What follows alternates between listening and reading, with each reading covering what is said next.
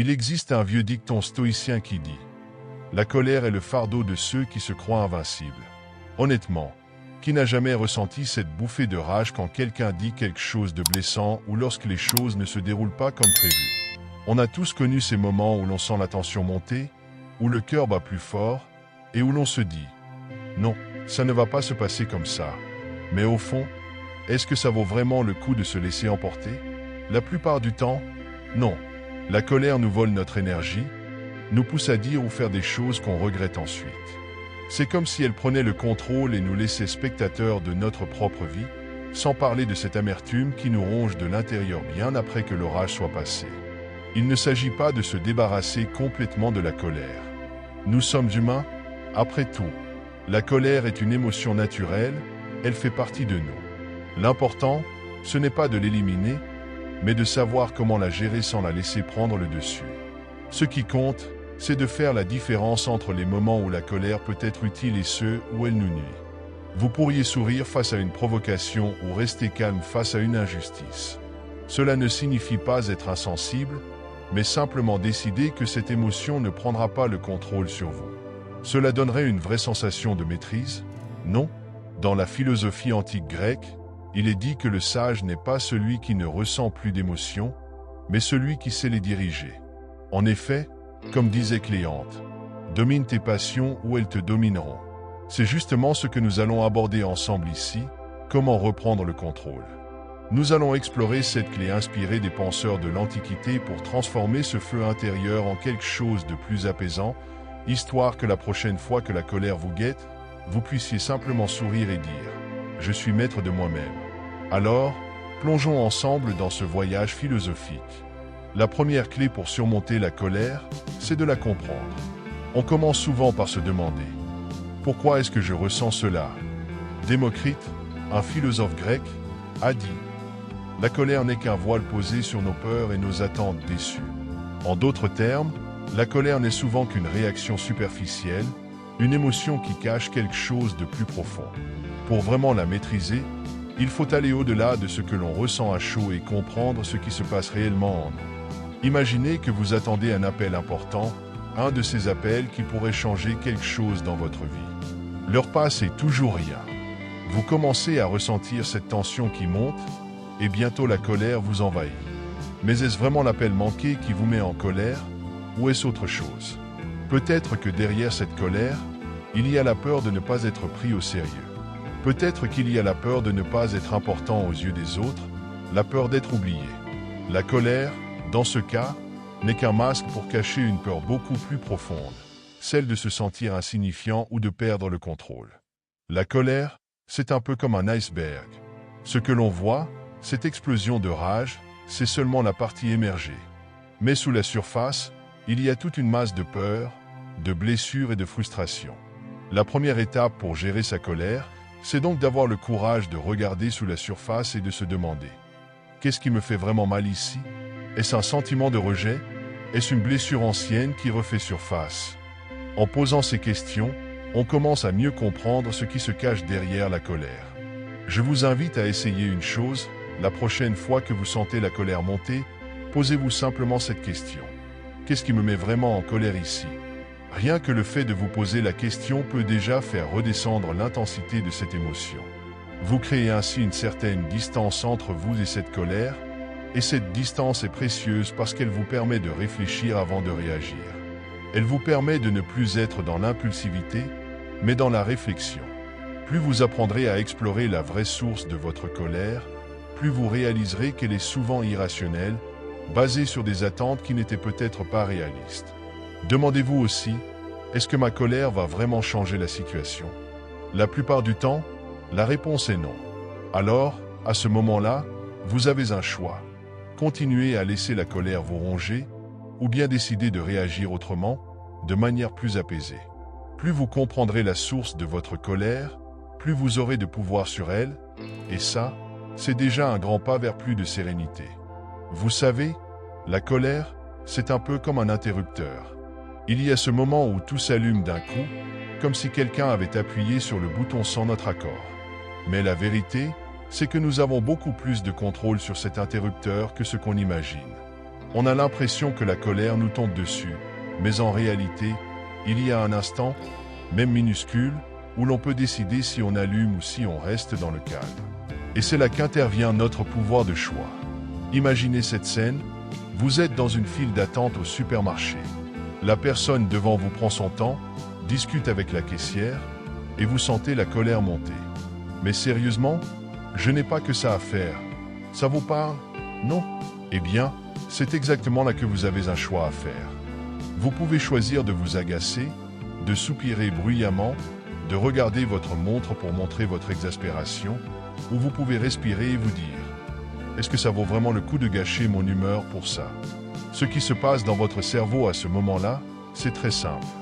Quand vous vous énervez, votre cerveau libère des hormones du stress, comme l'adrénaline et le cortisol. Ces hormones vous mettent en mode combat ou fuite. Votre cœur bat plus vite, votre respiration s'accélère, et vous êtes prêt à vous défendre. Le problème, c'est que ce mode, conçu pour nous protéger face à un danger réel, n'est pas utile dans des situations comme une file d'attente. Au contraire, il vous épuise et vous met dans un état négatif. Mais voilà la bonne nouvelle, vous pouvez interrompre ce processus. Quand vous prenez une grande respiration et que vous décidez de ne pas réagir à la colère, vous activez une autre partie de votre cerveau, celle qui est responsable de la réflexion et du contrôle. Vous passez du mode automatique au mode conscient. C'est là que réside votre pouvoir. Vous choisissez de ne pas laisser vos émotions prendre le dessus, vous choisissez de reprendre le contrôle. À chaque fois que vous faites ce choix, vous réduisez l'impact du stress sur votre corps. Vous améliorez votre santé mentale et physique. Moins de cortisol signifie moins de tension, moins de fatigue et plus d'énergie positive. Vous savez, ce n'est pas seulement une question d'éviter la colère, c'est aussi une question de mieux vivre. Imaginez combien de moments de votre journée vous pourriez rendre plus agréables en décidant de ne pas laisser une petite contrariété tout gâcher. Pensez Y, être en colère, c'est comme laisser quelqu'un d'autre avoir le contrôle sur notre humeur. Et franchement, qui veut donner ce pouvoir à un inconnu dans une file d'attente ou à une situation qu'on ne peut même pas changer? En choisissant de ne pas céder à la colère, vous reprenez le contrôle. Vous devenez celui qui décide, celui qui reste maître de lui-même. Il y a un point que j'aimerais vraiment aborder. On vit dans un monde où l'agressivité est partout glorifiée. Que ce soit dans les clips de rap, où tout doit être puissant et menaçant, ou dans les discours de certains mouvements masculinistes, où on pousse les hommes à se comporter comme des alphas censés tout écraser sur leur passage. La force est devenue synonyme d'intimidation et de dureté. On valorise ceux qui parlent le plus fort, ceux qui montrent les poings, ceux qui veulent imposer leur présence par la domination. Mais en réalité, cette obsession de jouer les durs est une illusion. Elle masque un vide intérieur et trahit un manque de véritable maîtrise. Regardez les personnes que l'on admire réellement. Les hommes forts, les vrais, ne s'emportent pas à la moindre provocation. Ils n'ont pas besoin de crier pour se faire entendre. Prenez Marc Aurèle, par exemple, ou encore Francis Ngannou. Ce dernier, malgré sa force physique capable de terrasser n'importe qui, est incroyablement calme lorsqu'il parle. Il ne cherche pas à se montrer menaçant. Son assurance se manifeste par sa sérénité. Ce n'est pas son potentiel de violence qui inspire le respect, mais bien sa capacité à rester impassible face à toute agitation. En réalité, céder à la colère, c'est céder le contrôle à un autre, c'est offrir sa paix intérieure à la première contrariété venue. Pourquoi laisser une situation frustrante ou une provocation diriger notre comportement? En choisissant de ne pas réagir avec agressivité, vous ne perdez rien. Bien au contraire, vous gardez les rênes. Vous démontrez que vous êtes au-dessus de tout ça. La véritable force réside là, dans cette capacité à choisir le calme, plutôt que de sombrer dans les émotions. Alors, la prochaine fois que vous sentez cette montée de colère, prenez un instant, respirez, et demandez-vous, est-ce que ça vaut vraiment la peine? Ceux qui se laissent emporter facilement ne sont pas les plus forts, ils sont simplement les plus fragiles face à leurs émotions. Car la vraie puissance, c'est de se tenir droit, imperturbable, alors que tout autour de vous cherche à vous tirer vers le bas. Voilà ce qu'est la maîtrise, voilà ce qu'est la véritable force. La colère, c'est une énergie brute, une sorte de boule de feu qui nous traverse quand quelque chose ne va pas. On a l'impression d'être pris dans une tempête. Mais cette tempête, On peut soit la laisser tout dévaster, soit apprendre à la rediriger pour qu'elle serve à quelque chose de bien. C'est exactement ça l'idée, utiliser la colère comme un carburant, pas comme un poison. Imaginez une journée où tout va de travers. Vous vous réveillez déjà en retard, pas de café. Puis, un voisin décide de lancer des travaux juste quand vous vous posez pour vous détendre un peu. Ça y est, vous sentez cette chaleur qui monte. Ce genre de situation, c'est la vie, et ça arrive à tout le monde. Vous pourriez passer la journée à être de mauvaise humeur, à grogner contre tout ce qui bouge, ou bien vous pourriez vous dire « Laissez-moi vous raconter l'histoire de Sophia ». Sophia avait toujours eu tendance à s'énerver quand les choses ne se passaient pas comme prévu. Un jour, elle rentre chez elle et son salon est un vrai champ de bataille. Son chien avait littéralement explosé les coussins du canapé. Son premier réflexe a été de crier, de laisser éclater sa colère. Mais quelque chose en elle l'a poussée à faire une pause. Elle a pris une grande inspiration, et plutôt que de se laisser emporter, elle a décidé de transformer cette colère en action. Elle a nettoyé calmement, puis elle a cherché ce qui l'avait vraiment mise en colère. En réalité, ce n'était pas juste le salon en désordre, c'était le sentiment d'impuissance, l'impression de perdre le contrôle de sa vie. Alors, Sophia a pris une décision, elle s'est inscrite à des cours d'éducation canine. Et devinez quoi? Son chien s'est amélioré, et Sophia a découvert qu'elle adorait apprendre sur le comportement animal. Ce qui aurait pu être un moment de pure frustration est devenu une opportunité de croissance. Ce que Sophia a fait, c'est exactement ce que nous pouvons tous faire, utiliser la colère pour avancer. Ce n'est pas facile, mais c'est possible. Transformez cette énergie qui vous brûle en une motivation pour agir. Vous êtes en colère parce que vous avez l'impression de ne jamais avoir le temps pour vous? Utilisez cette énergie pour poser des limites, pour dire non là où c'est nécessaire, et créer de l'espace pour ce qui est vraiment important. Il y a aussi une autre facette de la colère. Parfois, elle est là pour nous dire que quelque chose ne va pas, que quelque chose doit changer. Par exemple, quand vous voyez une injustice, c'est souvent la colère qui vous pousse à agir, à vous lever pour défendre quelqu'un. Dans ces moments-là, la colère devient une force, un moteur pour le changement. La clé, c'est de l'utiliser intelligemment. Si vous la laissez vous emporter sans réfléchir, elle peut faire du mal. Mais si vous l'utilisez pour défendre ce qui est juste, pour améliorer ce qui doit l'être, elle devient un outil puissant. Prenez un instant pour réfléchir. La colère, ça peut être comme un torrent déchaîné qui emporte tout sur son passage, mais ça peut aussi être comme un courant que l'on utilise pour avancer. C'est une énergie ni bonne ni mauvaise en soi, tout dépend de la façon dont on l'utilise. Alors, faites le choix de la transformer en quelque chose de positif. Utilisez-la pour créer, pour changer, pour grandir. C'est comme ça que vous pouvez faire de votre colère, non pas un ennemi qui vous détruit, mais un allié qui vous pousse à aller de l'avant. Voilà, pour tous ceux qui sont arrivés jusqu'ici, vous êtes déjà à la moitié de la vidéo. J'espère sincèrement que vous en tirez quelque chose d'utile. Si vous voulez soutenir la chaîne et nous permettre de continuer à produire ce type de contenu, n'oubliez surtout pas de laisser un petit like sur la vidéo. Et si vous êtes nouveau, pourquoi pas vous abonner?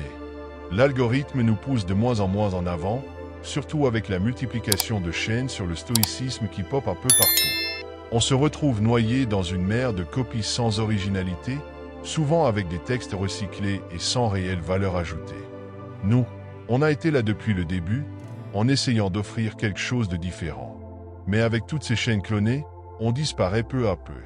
Alors, si vous estimez que ce qu'on propose vaut le coup, aidez-nous à rester visible en laissant un like, en commentant et en partageant.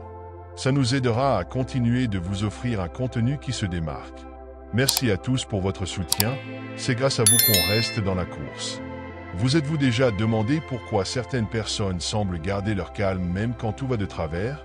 La réponse est simple, elles ont appris à lâcher prise. Lâcher prise, ce n'est pas se résigner, ce n'est pas accepter de se laisser marcher sur les pieds. Non, lâcher prise, c'est décider de libérer son esprit du poids des choses que l'on ne peut pas contrôler et rediriger cette énergie vers quelque chose de plus constructif. Prenons un instant pour faire un petit exercice. Regardez autour de vous, choisissez un objet, n'importe lequel. Peut-être quelque chose que vous avez souvent sous les yeux. Une tasse, une montre, un livre. Maintenant, posez-vous cette question, Est-ce que cet objet a un quelconque pouvoir sur votre humeur, sur votre bien-être? Bien sûr que non. Cet objet est neutre. Beaucoup de choses dans notre vie sont comme cet objet. Elles n'ont de pouvoir sur nous que si nous leur en donnons. Alors, prenez une grande inspiration et pendant que vous expirez, imaginez que vous relâchez cette tension qui s'accroche inutilement à vous. Relâchez la mâchoire, détendez les épaules. Vous voyez, même un petit exercice comme celui-ci peut déjà apporter un certain soulagement. Une autre technique que vous pouvez essayer est une simple visualisation. Fermez les yeux un instant. Imaginez que votre colère est un nuage noir au-dessus de vous. Ce nuage est lourd, il vous pèse et il vous empêche de voir clairement. Maintenant, prenez une grande respiration et en expirant, imaginez que ce nuage se dissipe. Il devient plus léger, il se transforme en un petit nuage blanc qui flotte loin de vous. Plus vous expirez, plus il s'éloigne jusqu'à disparaître complètement. Maintenant, rouvrez les yeux. Vous vous sentez un peu plus léger. C'est ça, lâchez prise. Ce n'est pas magique, ce n'est pas immédiat. Mais parfois, juste visualiser la colère qui s'en va peut vraiment aider à la laisser partir. Lâcher prise, c'est aussi comprendre que certaines choses ne valent pas la peine d'être combattues. Imaginez que vous tenez un morceau de charbon brûlant dans votre main. Vous avez deux options, continuer à le serrer en espérant que la douleur s'arrête, ou bien ouvrir la main et le laisser tomber. Lâcher prise, c'est exactement ça, c'est décider de ne pas se faire plus de mal que nécessaire. Parfois, on pense que se battre, s'accrocher, c'est la solution. Mais en réalité, cela ne fait qu'intensifier notre souffrance. Le lâcher-prise immédiat, c'est puissant, parce que cela nous libère de la spirale de la négativité. Quand vous vous sentez submergé par la colère ou la frustration, essayez immédiatement de faire une pause et de respirer profondément. Concentrez-vous sur ce qui est devant vous, sur ce que vous pouvez vraiment contrôler. C'est peut-être simplement votre respiration, vos pensées, vos gestes. Ce sont de petites actions, mais elles ont le pouvoir de faire une énorme différence dans la façon dont vous vivez chaque instant. Lâcher prise, c'est se réapproprier notre bien-être. Ce n'est pas contrôler ce qui nous entoure, mais contrôler la façon dont nous choisissons d'y répondre. Essayez-le, là, maintenant. Inspirez profondément, relâchez la tension dans vos épaules et laissez partir tout ce qui vous pèse inutilement. Vous verrez qu'avec un peu de pratique, lâcher prise deviendra un réflexe, une façon de vous libérer des petits poids inutiles du quotidien. Et cela, c'est un vrai cadeau que vous vous faites. Maintenant, parlons d'un autre aspect essentiel, la compréhension des émotions. Pourquoi est-il si important de bien identifier ce que l'on ressent? Parce que comprendre nos émotions, c'est comme avoir une carte pour mieux naviguer dans nos pensées. Si vous savez où vous êtes, vous saurez où aller. Dans le prochain point, nous allons voir comment reconnaître nos émotions avec clarté et pourquoi cette reconnaissance est la clé pour ne plus se laisser submerger par elles. Quand on parle de nos émotions, il est primordial de comprendre ce que l'on ressent vraiment. Soyons honnêtes, nos émotions influencent tout notre comportement, nos décisions, nos relations. Et pourtant, combien de fois prenons-nous vraiment le temps de les analyser? Trop souvent, on réagit sans réfléchir, guidé par des impulsions. On s'emporte, on se referme, on explose, alors qu'au fond, on pourrait éviter bien des tensions simplement en prenant quelques secondes pour nommer ce que l'on ressent. C'est pour ça que j'ai envie de vous en parler, parce que c'est un point crucial. Comprendre ses émotions, c'est se donner la chance d'y répondre d'une manière plus apaisée. Imaginez un instant que vos émotions soient comme des panneaux de signalisation. Ignorer ces panneaux, c'est comme conduire à l'aveugle. On finit par se perdre, par tourner en rond nous, pire, par prendre un mauvais chemin. Mais si on prend le temps de s'arrêter et de lire ce qu'il indique, ces panneaux deviennent nos alliés. Vous savez très bien de quoi je parle, cette frustration qui monte quand tout semble aller de travers, cette tristesse qui nous envahit sans prévenir. En mettant des mots précis sur ces ressentis, on commence déjà à mieux les gérer. Par exemple, après une journée stressante, quelqu'un vous bouscule sans s'excuser, et la colère monte tout de suite. Mais est-ce vraiment de la colère? Peut-être que ce que vous ressentez, c'est de la fatigue ou une déception, parce que vous avez l'impression de ne pas avoir de contrôle sur votre journée. Mettre des mots là-dessus, c'est le premier pas pour agir de façon plus adaptée. Appeler un proche, sortir prendre l'air ou juste accepter ce sentiment pour ce qu'il est. D'ailleurs, c'est là où beaucoup se trompent. On pense souvent qu'il faut fuir les émotions négatives, les rejeter comme si elles étaient des ennemis. Mais elles ne sont pas là pour nous nuire, elles sont là pour nous dire quelque chose. Et si on les ignore, elles reviennent parfois plus fortes jusqu'à ce qu'on les écoute. Accepter ce qu'on ressent, c'est se donner la permission de reconnaître qu'on est humain, qu'on traverse des hauts et des bas. Se dire « Ok, je ressens ça et c'est normal ». Ce n'est pas toujours agréable, mais c'est la seule manière de réellement avancer. Très bien, je vous propose un autre exercice qui permet d'aller plus loin et d'explorer vos émotions sous un angle différent, sans passer par les questions classiques. Voici quelque chose que vous pouvez essayer. La prochaine fois que vous ressentez une émotion négative monter en vous, fermez les yeux et imaginez que cette émotion, qu'elle soit de la colère, de la tristesse ou de la frustration, se transforme en un personnage qui se tient juste devant vous. Visualisez-le clairement. Comment est-il ? Est-il grand et imposant ou plutôt petit et nerveux? Est-il agité, bruyant ou silencieux et écrasant? Maintenant, au lieu de fuir ou d'ignorer ce personnage, prenez quelques instants pour l'observer. Remarquez ses traits, sa posture, sa manière de se comporter. Ensuite, imaginez que vous entamez un dialogue avec lui. Demandez-lui d'où il vient, pourquoi il est là. Peut-être que ce personnage vous répondra quelque chose d'inattendu. Qu'il est là parce que vous avez été déçu récemment ou parce qu'il essaie de vous protéger d'une situation où vous vous êtes senti vulnérable. Écoutez-le sans le juger. Cet exercice peut paraître un peu inhabituel, mais il est puissant. Visualiser vos émotions sous forme de personnages permet de les externaliser et de créer une distance. Vous les voyez de l'extérieur, vous leur parlez, et cela vous aide à comprendre d'où elles viennent sans vous sentir envahi. Essayez, même juste pour quelques minutes, et voyez comment votre perception de l'émotion change. Pour clore ce voyage à travers la compréhension de nos émotions et la gestion de notre colère, il est crucial de parler de la bienveillance envers soi-même. Vous pouvez avoir les meilleures intentions du monde, vous pouvez faire de votre mieux pour comprendre vos émotions, pour respirer, pour lâcher prise. Mais sans bienveillance envers vous-même, le chemin risque de devenir bien plus difficile. La bienveillance, c'est la clé qui vous permet de vous pardonner quand vous n'êtes pas parfait, de vous encourager quand les choses ne vont pas comme prévu et de vous soutenir dans les moments de doute. Il y a un mythe tenace selon lequel être dur avec soi-même est la seule façon de progresser. Pourtant, les plus grands progrès viennent souvent de l'acceptation et de la douceur. Imaginez un instant que vous êtes un enfant qui apprend à marcher. Tomber, c'est inévitable. Mais si chaque chute est accompagnée de reproches, d'un manque de compassion, l'envie de se relever diminue.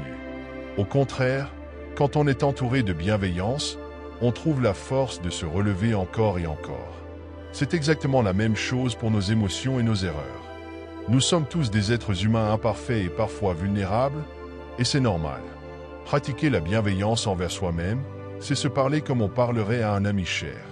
Quand vous vous sentez en colère contre vous-même, quand vous avez l'impression d'avoir échoué, prenez un instant, fermez les yeux et imaginez que c'est un ami qui est dans cette situation. Que lui diriez-vous? Vous lui diriez probablement des mots d'encouragement.